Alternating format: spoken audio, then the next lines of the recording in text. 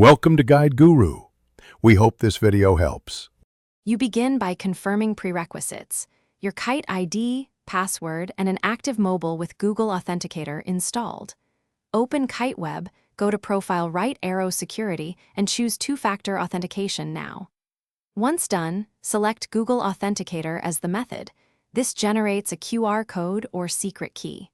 You scan that code with the Authenticator app or enter the secret manually. Make sure to copy any backup codes Zerodha displays and store them securely.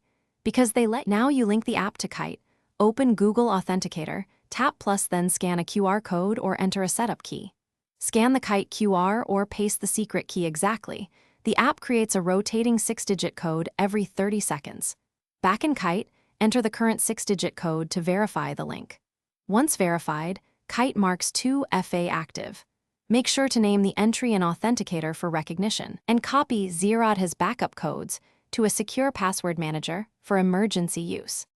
Finish by logging out and logging back into Kite to confirm the new 2FA flow.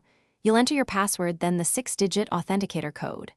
Once done, store backup codes off device. They are your recovery path. If codes are rejected, make sure your phone's time is synced to network time.